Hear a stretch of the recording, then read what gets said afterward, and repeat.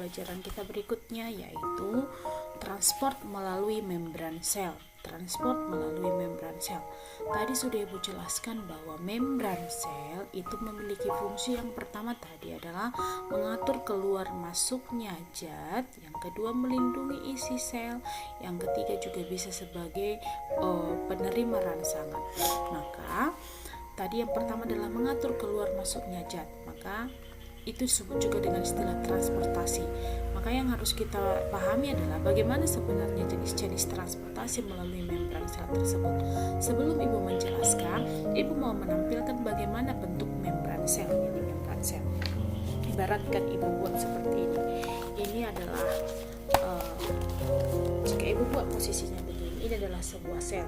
Maka kan dia ditutup seperti ini. Maka bagian yang atas ini dan bagian yang bawah ini dengan membran sel.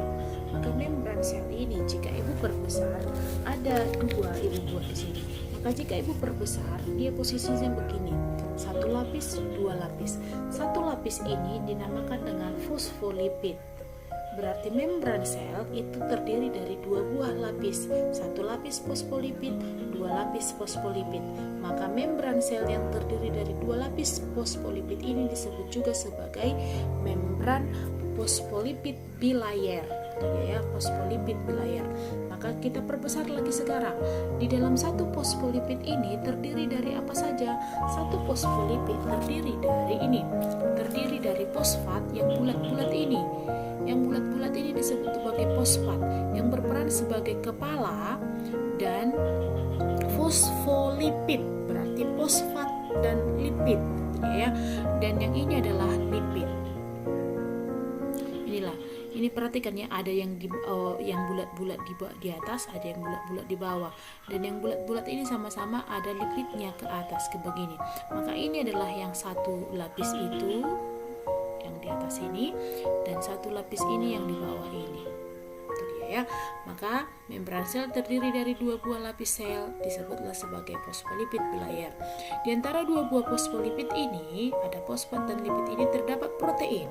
Protein yang berada di antara dua buah fosfolipid, misalkan begini, ini adalah fosfat, lalu ada misalkan ini begini, maaf,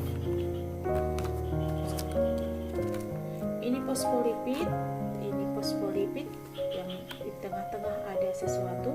Maka jika yang di tengah-tengah ini kita sebut sebagai protein. Jika protein itu berada di antara atau di dalam lapisan fosfolipid, namanya protein integral. Dan jika protein itu berada di luar begini, ini disebut sebagai protein periferal. Ya, makanya yang ini ada di luar protein perifer, ini di dalam protein integral. Ya. Jadi bagaimana transportasi melalui, jika ini adalah luar sel dan di sini adalah dalam sel, bagaimana caranya sebuah zat yang dari luar bisa masuk ke dalam dan zat yang ada di dalam bisa keluar. Ya, kita lihat itu yang mau kita pelajari. Maka transportasi itu ada dua macam, ada transport pasif dan transport aktif.